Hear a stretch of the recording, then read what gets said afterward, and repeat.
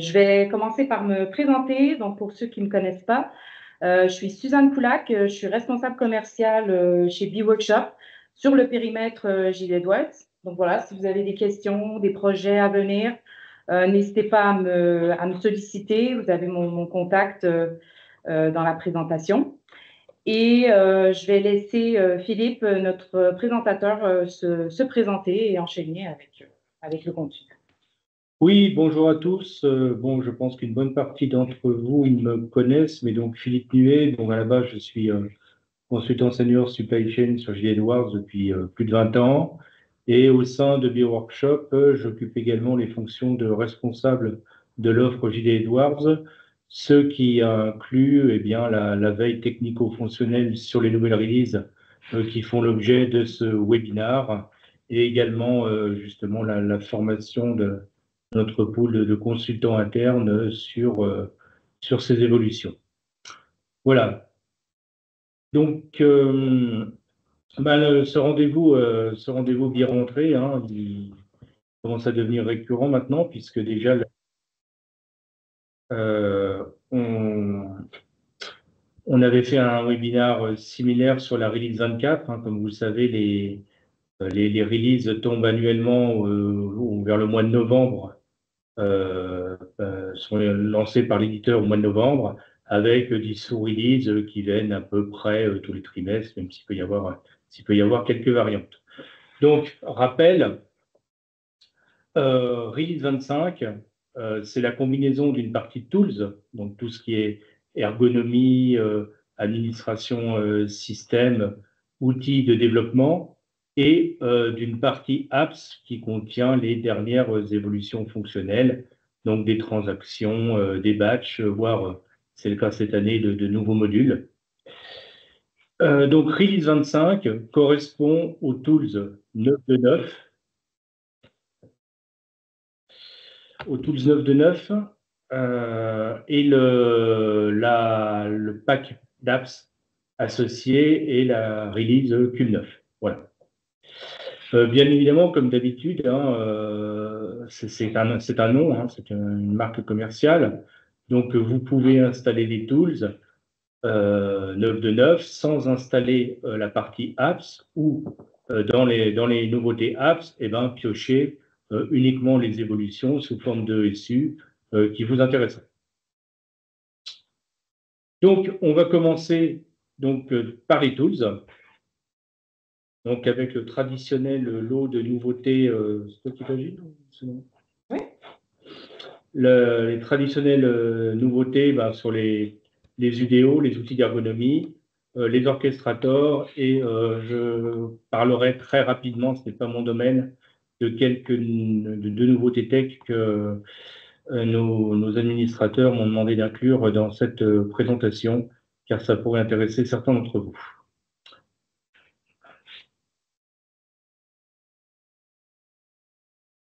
Alors, pour les UDO, je vais aller directement vous montrer dans J. Edwards, pour avoir un aspect un peu plus interactif. La question traditionnelle, est-ce que tout le monde voit mon écran? Oui. Alors, deux nouveautés principales. La première concerne les Logic Extension, pardon, les Form Extension, excusez-moi, donc l'UDO phare hein, de l'ergonomie JDE qui permet de modifier, de customiser des écrans et qui dispose de nouveautés à quasiment chaque sous-release. C'est encore le cas cette fois. Donc, vous savez que dans les releases précédentes, on avait la possibilité d'appeler des orchestrations ou des notifications, ou maintenant des Logic Extension pour les versions les plus récentes, sous forme de boutons custom qu'on rajoutait sur un écran. Vous avez d'ailleurs quelques exemples ici de boutons custom qui ont été rajoutés sur notre plateforme, en plus des boutons standards fournis avec l'écran par Oracle. Et vous savez peut-être également que vous pouvez rajouter des débranchements vers d'autres transactions dans les barres écran et ligne.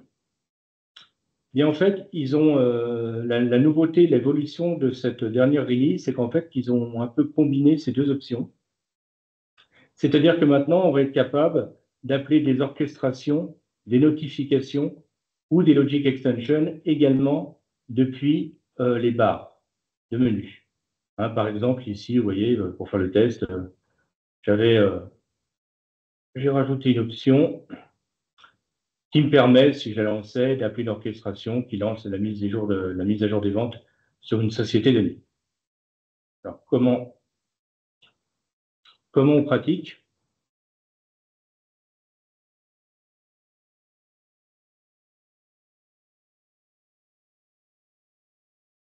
Allez.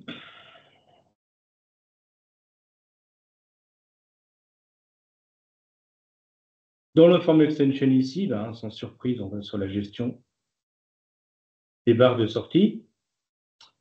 Comme d'habitude, on rajoute une option en lui donnant le titre qu'on veut. Et vous voyez, vous avez la petite roue dentée qui, dans les versions précédentes, vous permet d'appeler un écran en lui passant des paramètres. Donc là, la nouveauté, c'est que vous avez le petit crayon ici. Et en fait, quand vous le appuyez dessus, vous retrouvez l'interface de définition, de rattachement d'une orchestration ou d'une notification, comme on peut l'avoir sur un bouton. Bon, je vais pas redétailler tout ça parce que notre temps est limité, mais bon, avec les différentes étapes, on fixe évidemment l'orchestration qu'on va appeler, les paramètres d'entrée, les paramètres de sortie, le comportement, etc. Voilà, on se retrouve exactement dans la même interface que pour les boutons. Voilà, c'est pas plus compliqué que ça. Donc, alors qu'est-ce que ça apporte en fait? Moi, je dirais essentiellement deux choses. Si on rajoute sur un écran beaucoup de fonctions custom avec des orchestrations lancées derrière, on peut se retrouver avec le syndrome de l'écran qui ressemble à un tableau d'Airbus, avec plus d'une dizaine de boutons disséminés sur l'écran, ce qui au final nuit à la lisibilité.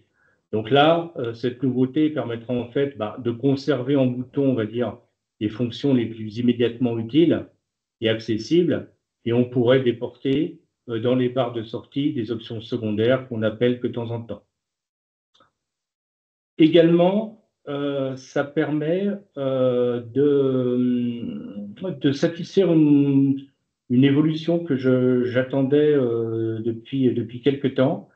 Dans la fonction qui permet d'appeler des transactions, la même interface qui permet d'appeler des transactions depuis un écran, on ne pouvait appeler que des interactifs, et jamais des batchs, alors que certaines options standards permettaient de lancer des batchs. Donc, maintenant, avec cette nouveauté, de fait, on peut lancer un batch, puisqu'on peut encapsuler ce batch dans une orchestration qu'on va appeler depuis les barres écran menu. Voilà. Alors, après réflexion, c'est pas si surprenant qu'on ne pouvait pas appeler des batchs directement, car on ne voyait pas comment on aurait mappé les informations de l'écran directement dans la sélection de données du batch, alors qu'évidemment, là, on a toute la force de l'orchestration pour mapper les paramètres d'entrée à l'orchestration, qui elle-même va l'appeler aux composants batch qu'on aura inclus dedans. Donc voilà pour cette première nouveauté. La seconde concerne les E1 Page. Alors vous pouvez déjà voir un petit peu où je veux en venir sur cette page. Eh bien, il y a deux nouveaux types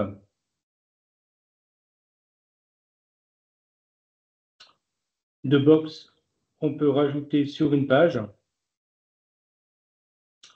La première est le type texte, et comme son nom l'indique, elle permet de rajouter un texte quand on veut, par exemple, expliciter des sections de la page pour les rendre plus claires à l'utilisateur.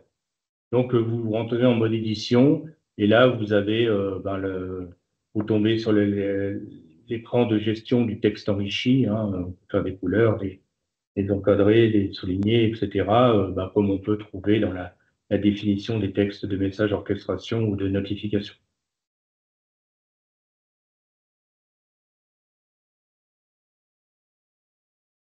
Alors, vous avez, si le texte est long, pardon, il y a un problème? Bon. Alors, vous avez un petit sélecteur ici de défilement qui vous permet, si votre texte est trop long, ce n'est pas le cas dans l'exemple que j'ai ici, mais vous aurez un petit ascenseur sur la droite de la box qui vous permettra de défiler le texte. Moi, j'aurais tendance à dire que si on met un texte dans les pages, il faudra quand même rester synthétique et pas écrire un roman. Le deuxième type de box qui a été rajouté, c'est celui qui permet de rattacher une image.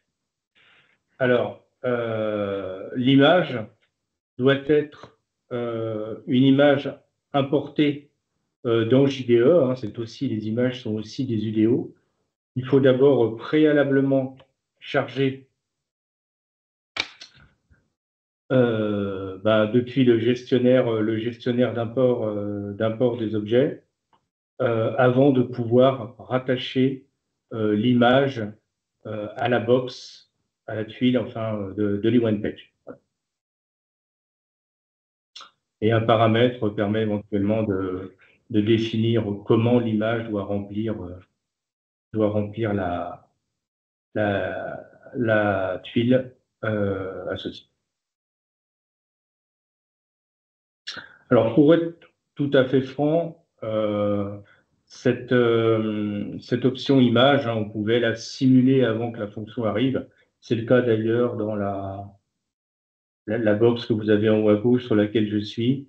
Vous voyez, c'était un type tâche et pas un type image auquel j'avais également rattaché une image custom et on arrivait quand même peu ou prou au même résultat que la tuile image, modulo les paramètres de dimensionnement de l'image par rapport à la tuile, mais on pouvait s'en sortir comme ça. Bon, maintenant, il y a un type de tuile natif pour faire ceci.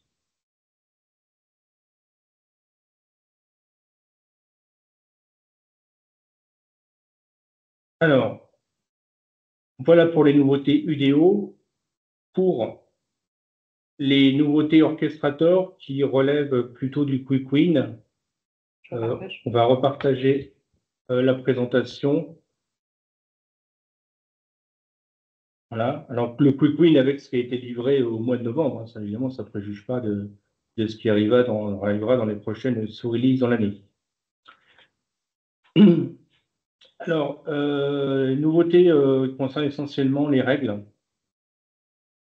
Donc, une possibilité maintenant, lorsqu'on a un champ, une donnée de type date dans une règle, eh bien, de pouvoir lui affecter une sélection, comme on peut trouver dans les queries ou dans les data requests, etc., pour dire qu'on prend la date du jour, plus ou moins n jours, mois, voire années.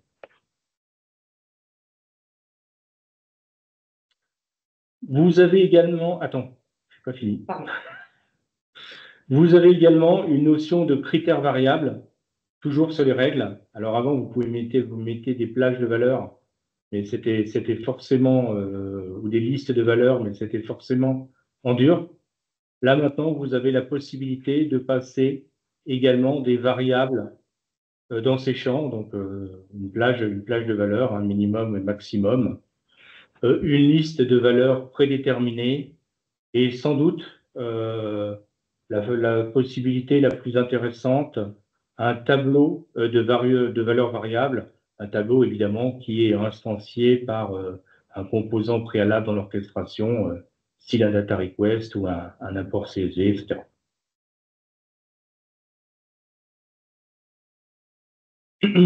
Alors également, toujours en quick win, maintenant en sortie d'orchestration, alors en paramètres d'entrée, vous savez qu'en plus de ceux que vous définissiez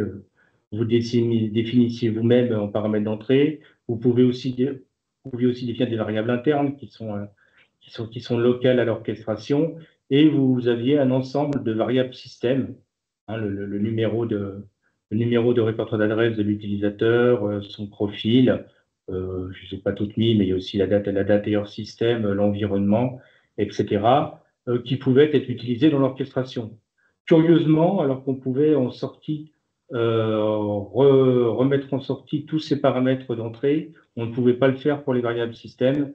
C'est maintenant le cas.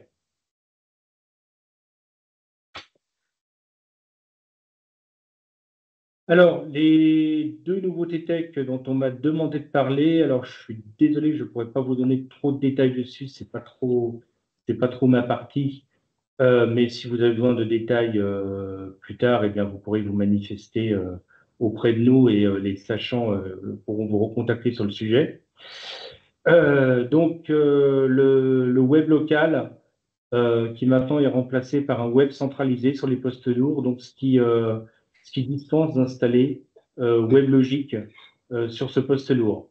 Alors tout ça participe en fait hein, du déshabillage progressif du poste lourd qui est fait depuis pas mal de versions maintenant, que petit à petit ce qui nécessite le recours au poste lourd est réduit à la portion congrue, c'est-à-dire grosso modo maintenant quasiment plus que le développement.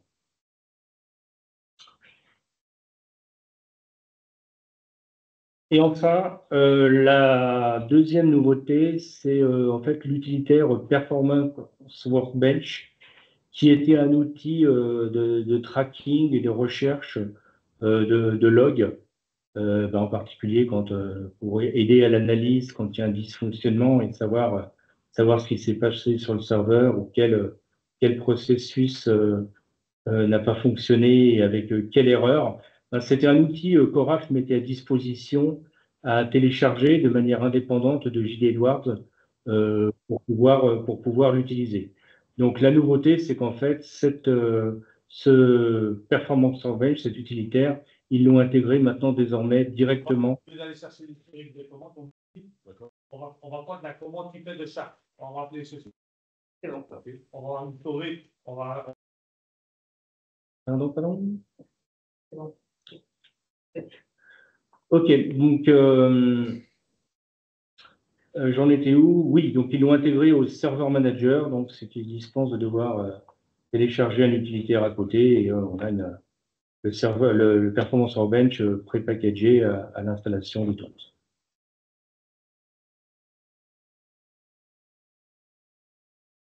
Voilà. Alors, on va parler de la nouveauté phare en fait de ces tools, le Process Manager hein, sur lequel Oracle a pas mal de communiqué et a d'ailleurs dispensé ses propres webinaires dédiés il y a quelques temps. Alors déjà, on va parler de vocabulaire. Cependant, moi, je fais une distinction, peut-être qu'elle va s'estomper à l'avenir. Mais Oracle communique en termes de process manager, c'est le cas dans les écrans, permettent de gérer ça, ou de process modeler. Alors pour moi, au moins actuellement, car la fonction, on verra, elle vient de démarrer, elle va être amenée à évoluer. Il parle également de process modeler et le terme modeler me paraît pour le moment un peu abusif. C'est-à-dire, moi, sans avoir aucune connaissance de la fonction, quand j'entends process modeler, j'entendrais quelque chose qui style, dans un outil style Visio, je fais un flux, je définis un flux, etc. Et par une fonction quelconque, ça s'importe et ça me crée une one page avec tous mes enchaînements de transactions correspondant au flux que j'ai défini. Là, on n'est pas du tout dans ce mode-là. Là, c'est un outil d'analyse en fait de processus préexistants et c'est pour ça que le terme manager me paraît personnellement plus adapté. C'est celui que j'ai tendance à employer.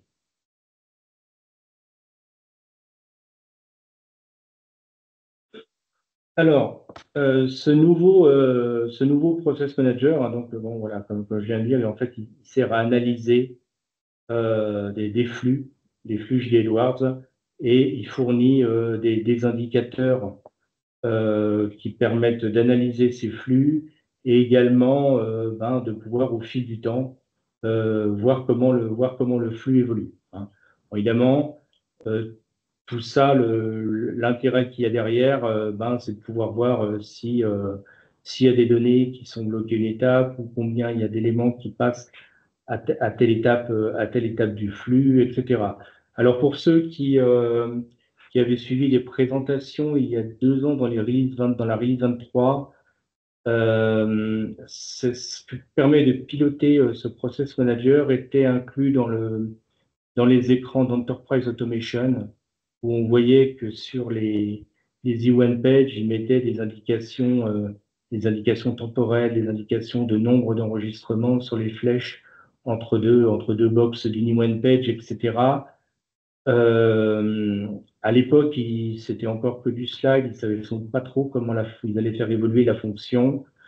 L'Enterprise Automation, lui, s'est concrétisé l'année dernière, ou même dès la release 23, mais enfin, du moins, été enrichi l'année dernière avec les badges on peut rattacher aux box dans les UN pages.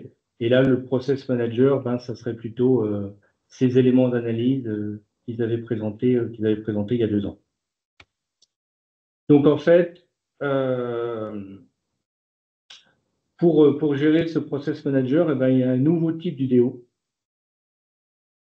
qu'ils ont défini, donc process, Enterprise Process. Alors, actuellement, dans la version actuelle, on ne peut pas créer un nouveau processus ex nihilo. Il faut s'appuyer sur un template qui est fourni par Oracle. Ça, c'est encore rigide, et on peut penser que la fonction va évoluer au fil des releases ou sous-releases vers plus de souplesse.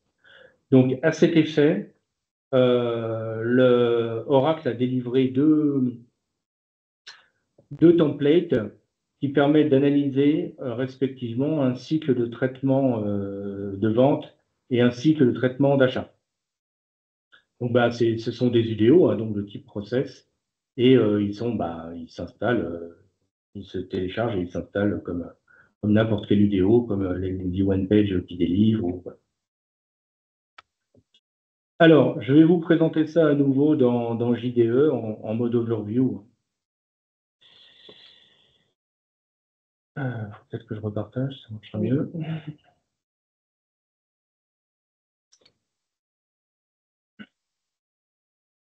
Voilà, donc nous revoilà dans JDE. Donc dans la barre de menu des options utilisateurs, dans le contenu, donc vous voyez une nouvelle option justement qui permet de définir ces processus.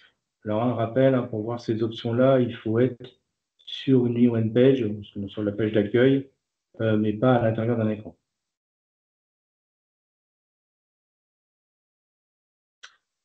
Alors là, on va raisonner sur un que j'ai défini pour mes tests, etc.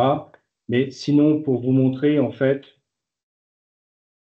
lorsqu'on fait Create, vous voyez immédiatement, il vous demande de sélectionner un template. Vous n'avez pas la possibilité, pour le moment, de définir de rien. Et d'ailleurs, j'ai fait l'essai. Si on fait Cancel, on ne peut plus rien faire à part sortir. Il est plausible que ces choses évoluent à l'avenir.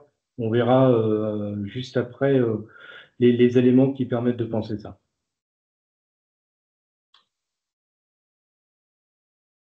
Alors, si vous faites OK, je vais valider. Vous voyez, la suite, c'est qu'il vous demande de sélectionner en fait un cycle de traitement, donc la combinaison d'un type de commande et d'un type de ligne à analyser. Alors, vous pouvez en définir plusieurs. Ça a peut-être moins sens, mais sur les flux de retour ou sur les flux de demande d'achat, pourquoi pas, ou côté vente, pas forcément des commandes fermes, mais également des devis, etc. Toutefois, vous devrez avoir un processus distinct par cycle de traitement. Donc, voilà. Donc, pour le moment, ce qui est livré ne permet d'analyser que cela. Par exemple, si quelqu'un avait envie d'analyser un processus d'ordre de fabrication, qui ont maintenant également leur cycle de traitement, ce n'est pas possible tant qu'Oracle n'aurait pas délivré un template qui permettrait de gérer ces données. Alors, je vais revenir à Pion-Pion, puisqu'en fait, si j'avais fait OK sur le cycle de traitement, ben, je me serais retrouvé exactement dans la même situation.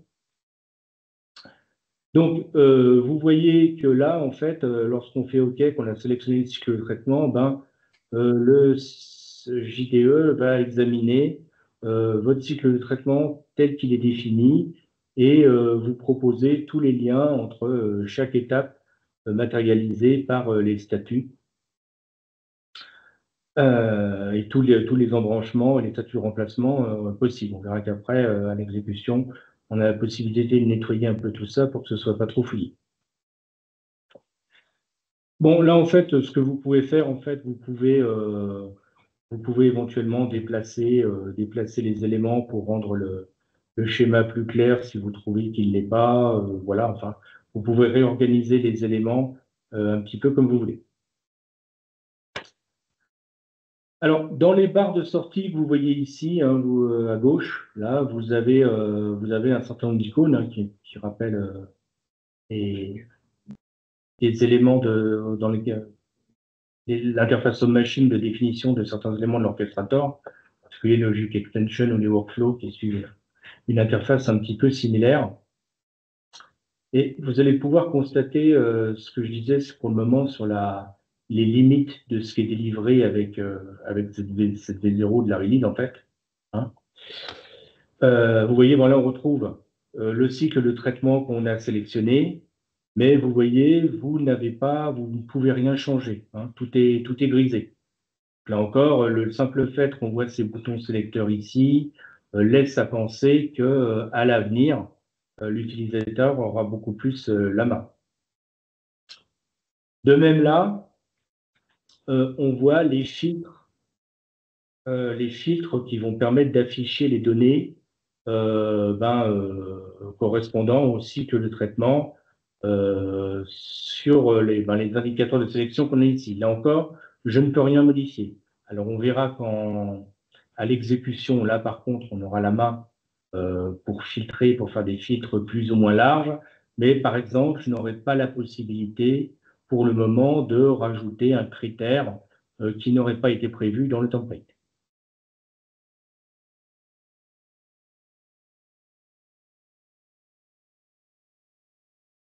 Alors, ce qui permet de dire, c'est pendant que peut-être que reculer pour mieux sauter, c'est que vous voyez ici, en haut à gauche, il y a un petit icône qui ressemble à une baguette magique ici.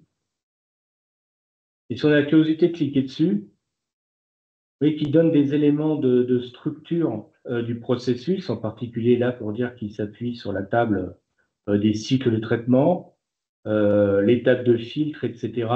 Et là, je ne sais pas si vous le voyez bien à distance parce qu'il est en gris foncé sur gris clair, voilà. Mais ici, il y a un bouton Generate qui est pour le moment grisé. Donc, il n'est pas interdit de penser, c'est mon avis, que prochainement, l'utilisateur aura la possibilité de fixer des choses ici et de faire Generate pour générer un nouveau processus. J'oserais peut-être même hasarder que c'est encore en R&D chez eux et que c'est peut-être par ce moyen qu'ils ont généré les templates qu'ils mettent à disposition quand on veut créer les processus qu'ils ont délivrés actuellement. Voilà. Ça reste de la conjecture, mais ça me paraît une hypothèse plausible. De même, sur la droite, bon là, on retrouve le fait que les propriétés se basent sur la table des statuts, évidemment, qui sont associés au cycle de traitement. Et vous avez tout un tas d'indicateurs. Alors, on retrouve ici les filtres qu'on a vus tout à l'heure. Vous voyez également qu'il y a des chartes graphiques qui sont associées, mais encore une fois, vous voyez absolument tout est grisé. Hein. D'ailleurs, ici, si je retourne là, ben, je retombe sur la grille qu'on a vue ici. Et de même, ici, ben, c'est le même icône. Je me retrouve sur les filtres qu'on a vus là. Voilà. Enfin, en tout cas, il vous montre de quoi c'est constitué. mais vous n'avez pas la possibilité de jouer là-dessus. Hein, les critères de groupe, et voilà. Donc, pour le moment, donc, ça reste assez figé. Alors, qu'est-ce qu'on peut faire quand même à partir de ce flux, on a un mode preview. Hein, ceux qui sont dans l'orchestrateur sont familiers des Logic Extension, voilà, qui permet de tester en fait le processus. Et là, on a quand même la possibilité de jouer sur des différents éléments à l'exécution. Alors, j'ai dit tout à l'heure que, vous voyez, voilà, un cycle avec beaucoup de statuts de remplacement, ça faisait un schéma assez fouillis. Ben, vous voyez, là, on a la possibilité de masquer ou pas des options. Hein, voilà, on considère que dans l'analyse, ça n'a pas beaucoup d'intérêt de voir les liens dans lesquels il n'y a jamais aucune commande qui passe par ce statut, même si le cycle l'autorise.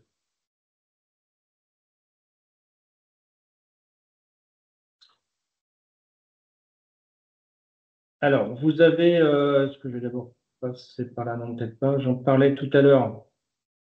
On a vu que le filtre, la définition du filtre était figée, on ne pouvait pas jouer dessus.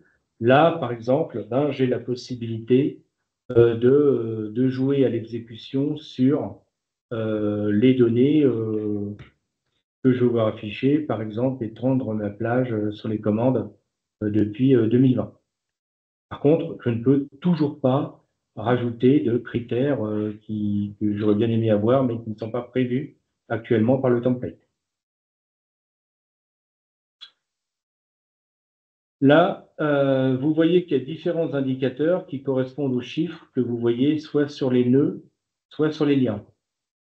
Alors, vous pouvez sélectionner ceux qui vous intéressent. Là, par exemple, le nombre de lignes de commandes concernées, mais on peut changer et passer en montant. On retrouve la même chose que dans ce cas sur le lien, puisqu'il y avait le montant, la quantité ou le montant de commande. Là encore, le système vous offre des possibilités pour vous visualiser ce que vous voulez, mais toutefois dans une liste d'indicateurs prédéfinis. Vous pouvez pas définir les autres si celui que vous voulez n'est pas prévu. Et la petite flèche déroulante ici vous permet, alors ça peut être intéressant ici, voilà, vous avez un code couleur ici qu'on voit sur nos liens, qui rappelle en fait ce que vous voyez sur les alertes, les watchlists. Il va vous mettre une couleur bleu, jaune ou rouge, suivant que le nombre de l'élément concerné, donc un nombre de lignes, un montant, suivant l'indicateur que vous sélectionnez, et dans telle ou telle tranche de valeur. Par exemple, ici, si je passe à 10 000, voilà, et mon lien à 19 300, il repasse en rouge parce qu'on est au-delà de 10 000. Il y a un seuil d'alerte et un seuil critique quand même. Oui, comme dans les alertes. Comme dans les alertes. Et pareil que dans les alertes, vous pouvez jouer sur le sens ascendant ou descendant. C'est une nouveauté assez récente. Les alertes, de dire que les seuils doivent être considérés comme alerte au-dessus ou alerte en dessous.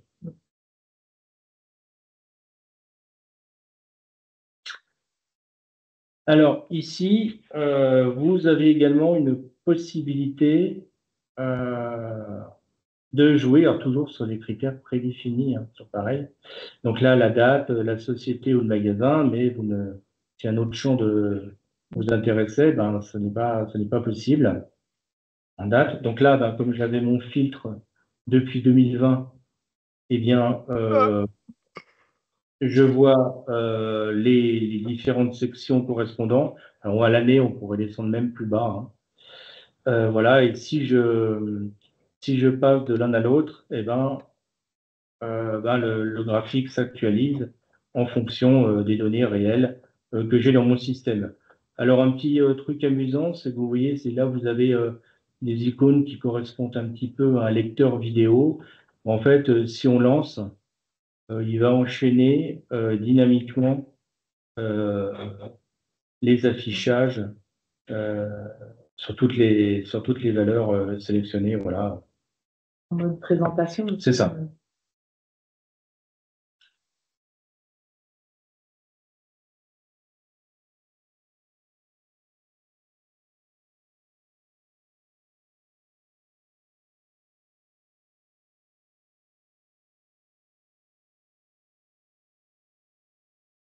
Voilà. Ici, alors, vous voyez également que vous avez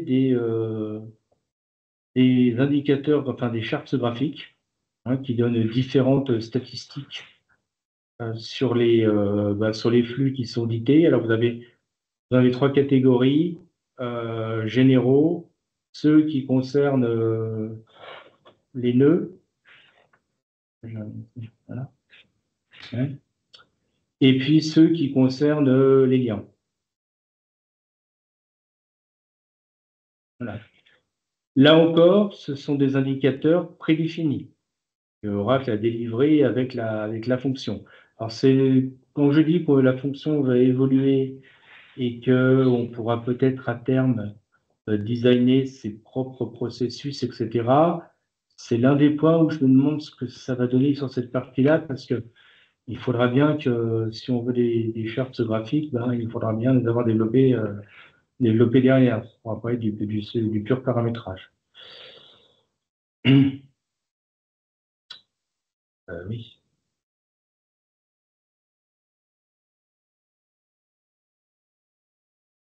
Voilà. Alors, voilà, vous avez la possibilité de dire, là, on voit une présentation de type camembert, voilà, ou là, type histogramme, voilà. Et ben, Et ça, c'est que de l'affichage, on n'a pas moyen de genre l'exporter ou de. non, oui, là, c'est que Ouais. de l'affichage. Après, si on pose, tu l'as ici comme ça, mais il n'y a Ah pas oui, de. on peut la. Voilà.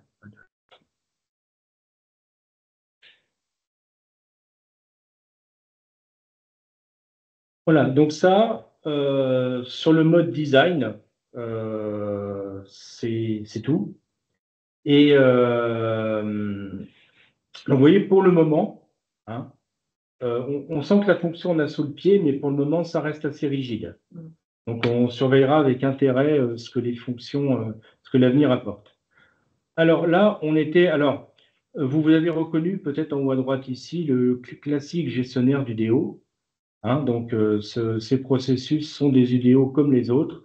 Ils se partagent, ils se déploient d'un environnement à l'autre, ils se sécurisent vis-à-vis des rôles, exactement comme n'importe quel autre UDO.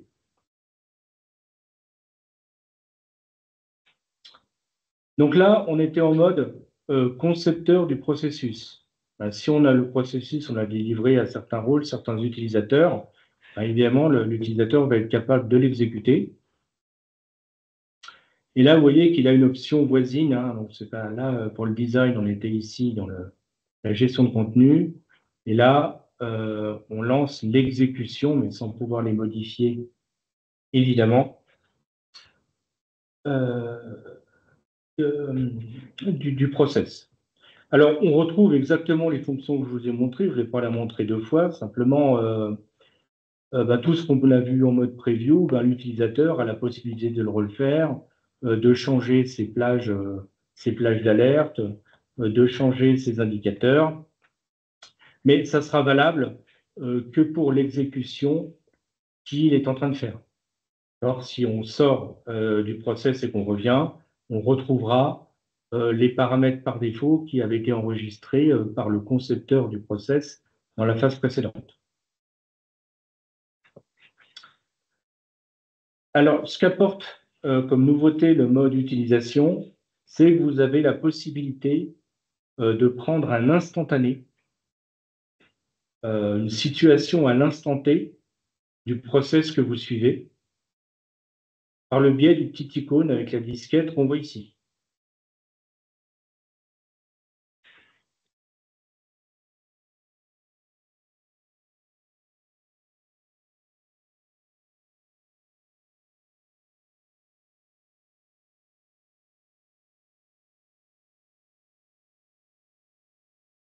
Voilà. Donc, vous pouvez en enregistrer autant que vous voulez. Et après, vous avez la possibilité en mode instantané, photo, de switcher de l'un à l'autre.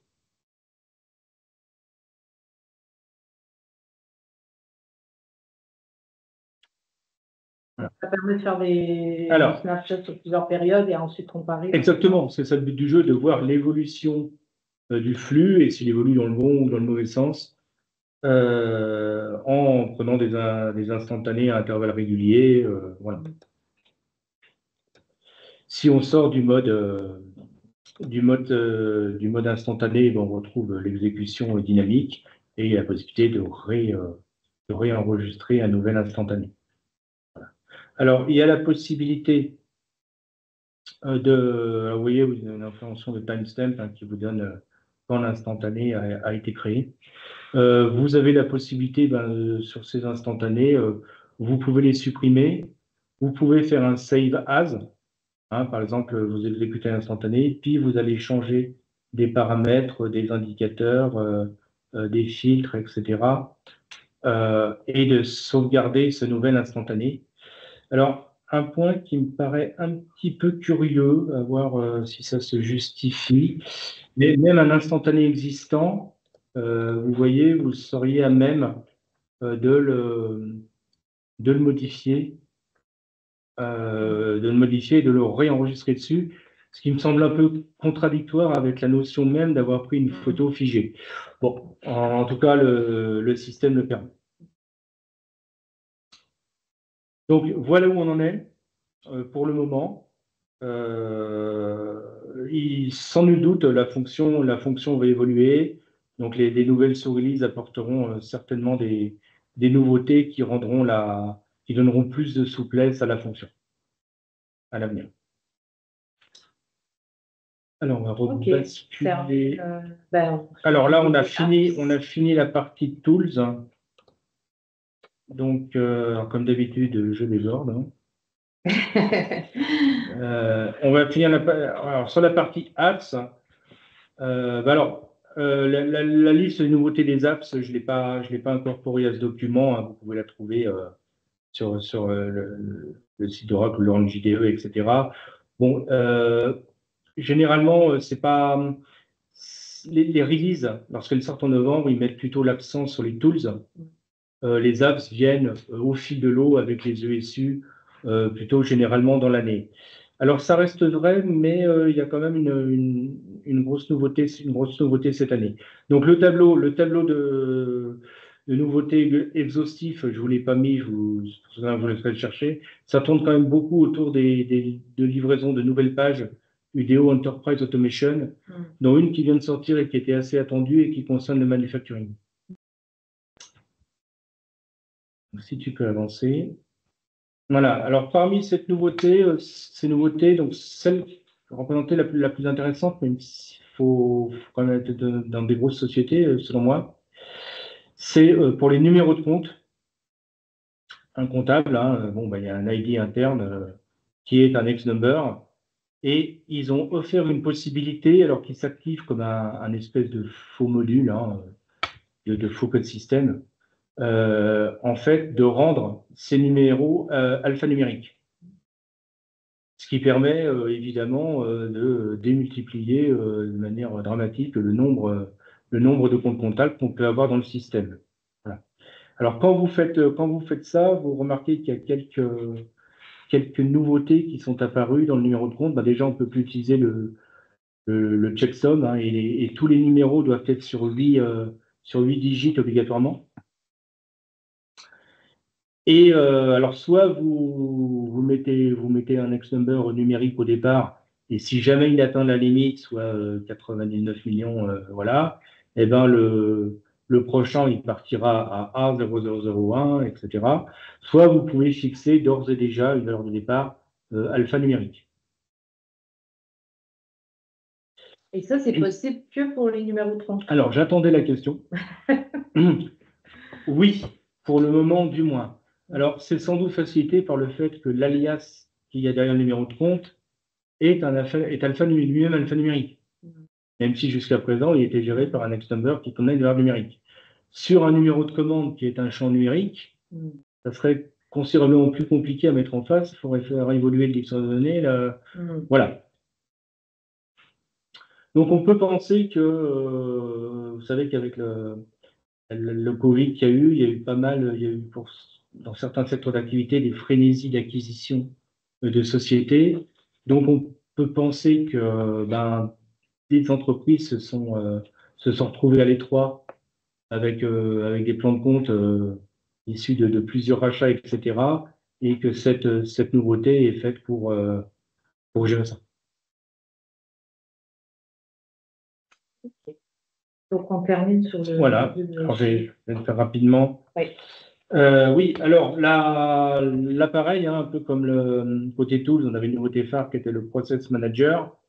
Là, il y a un nouveau module, ce qui n'est pas si fréquent, d'autant plus que c'est un module qui est gratuit, enfin, il ne nécessite pas de licence particulière pour être utilisé. Donc, un module de suivi des activités qui ont un impact environnemental. On parle de ESG, environnement social, social et gouvernance, basé sur le protocole GHG. Alors, un petit avertissement là-dessus. C'est un module quand même où les notions manipulées demandent d'être du métier, ce qui, je l'avoue humblement, n'est pas mon cas. Donc, on peut penser que le module nécessite une formation au concept qu'il y a derrière, même si vous avez la curiosité sur le site GHG Protocol qui est mis sur le slide, ça reste assez ardu quand on n'a pas les codes. Et que c'est probablement un module qui est désigné à des fonctions dans l'entreprise pour des sachants, des gens qui ont vraiment une formation dédiée dans ce domaine.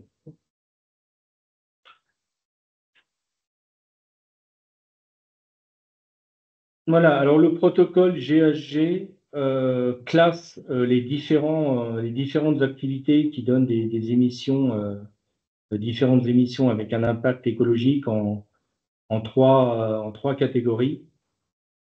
Les émissions directes, les émissions indirectes. Alors, autre émission indirecte, oui, alors, ça, pour autant que j'ai compris, c'est assez difficile à tracer parce que ça veut dire que c'est tous les impacts aval en aval de votre entreprise. Donc, ce que fait le transporteur, ce que fait le client à l'arrivée. Bon, on peut, si ces normes se généralisent, peut-être que sur des flux B2B, on pourra avoir les informations, mais sur un flux B2C, aller voir ce que fait un particulier, je pense que ça, c'est pas gagné. Enfin, en tout cas, actuellement, le module, là encore, c'est une V0 et ils vont rajouter des choses sans doute à l'avenir, ne concerne, c'est d'ailleurs explicitement mentionné, ne concerne que le premier scope, les émissions directes.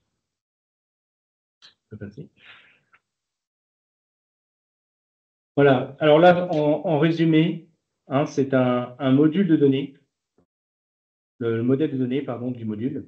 Alors, c'est un nouveau module qui est le module 20S. Pareil, il s'active assez classiquement dans la table où on active les codes système. Mais là encore, j'insiste là-dessus, c'est un module gratuit qui ne nécessite pas de licence. Donc, à partir du moment où vous installez là où les ESU correspondantes, vous en bénéficiez. Alors, le modèle de données, il y a un ensemble de données statiques qui, là, je vous dis, nécessite quand même une connaissance métier, des types de carburants, une notion de déterminant, et puis on les lie entre les deux au sein d'activités qu'on relie à des systèmes qui vont produire une activité à impact écologique, un générateur, etc. Alors, la livraison de novembre ne concernait que les émissions statiques, il y a un générateur dans une pièce, etc. Là, au mois de janvier, il y a très récemment, ils ont ajouté les émissions mobiles, en particulier ce qui est produit par les véhicules, et donc avec une notion de distance parcourue qui n'était pas dans le scope des émissions statiques. Alors, actuellement, le module ne concerne que les achats.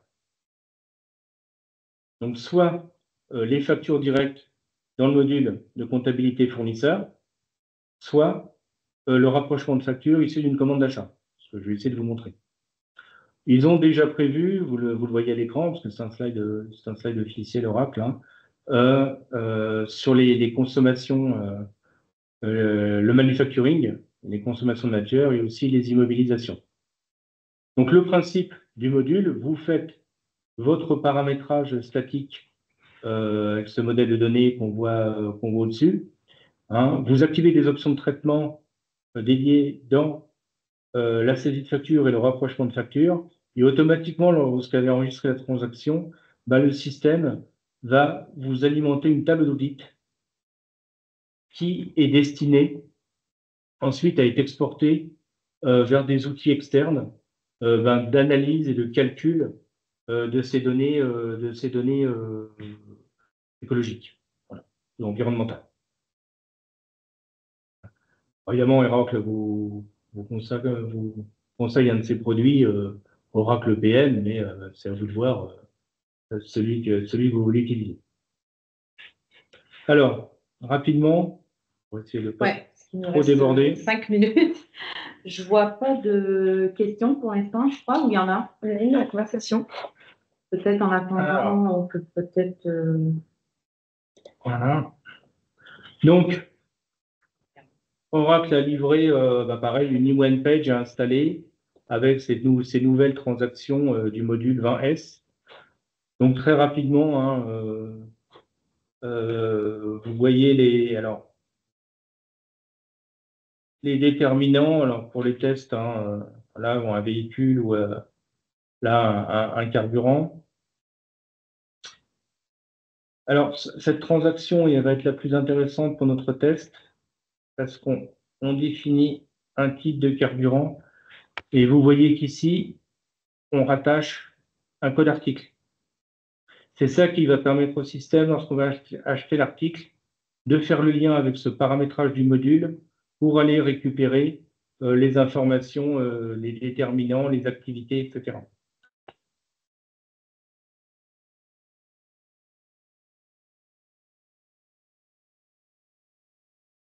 Voilà les émissions statiques auxquelles on rattache un type de déterminant.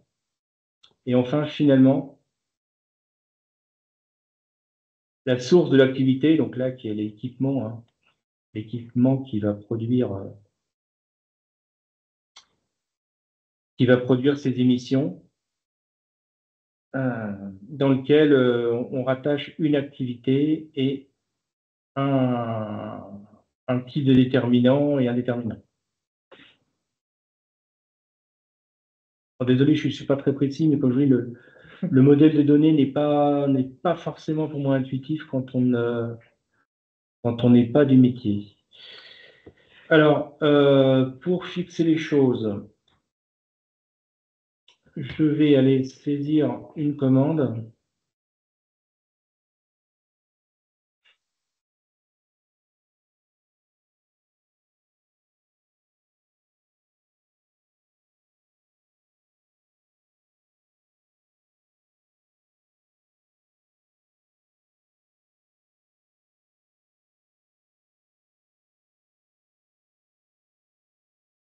Je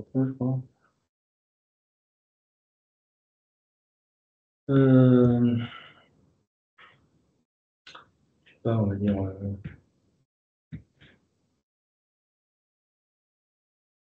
Voilà, donc j'achète l'article, donc c'est un carburant. Voilà, bon, j'achète 100 gallons, 4 $, 4,10 $, le gallon.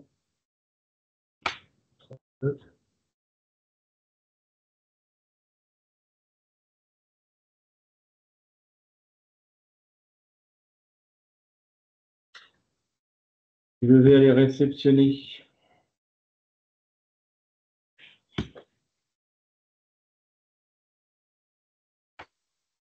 cette commande.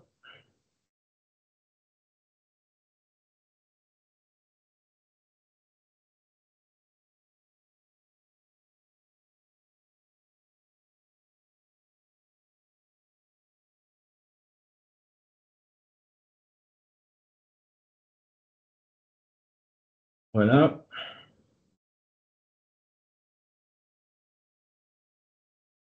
Et là, normalement, je dois pouvoir aller la rapprocher. Je sais pas sur quelle société j'étais.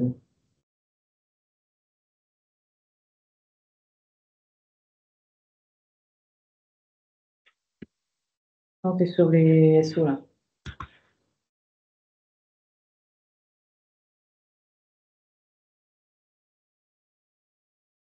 Ça me doit être en ligne, non? Non. Ouais. Alors, on va déborder de 2-3 minutes. Si jamais vous pouvez Non. rester avec nous.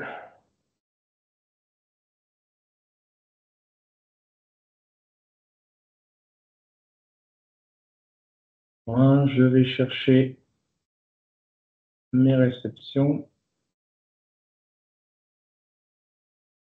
Voilà, je ne dis pas la facture dans les règles de l'art, hein. Mais l'important, c'était de ramener les données ici. Et alors, vous voyez que, voilà, du fait que j'ai activé le module, il y a ces nouveaux champs liés au module d'activité écologique.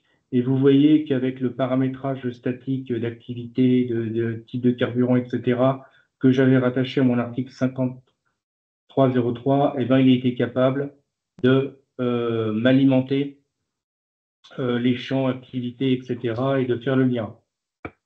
Alors, vous avez des champs qui vous permettent de saisir les émissions de CO2, etc., voire même, je ne vais pas montrer ici, mais d'autres types d'émissions par un autre débranchement.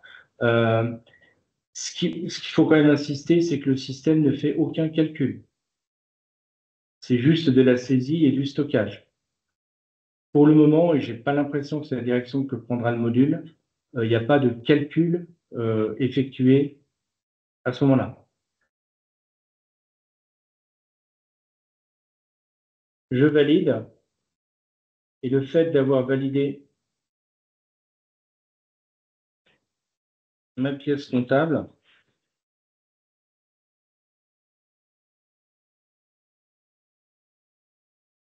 ici, j'ai un nouveau débranchement ligne sur une transaction qui permet d'accéder à l'audit.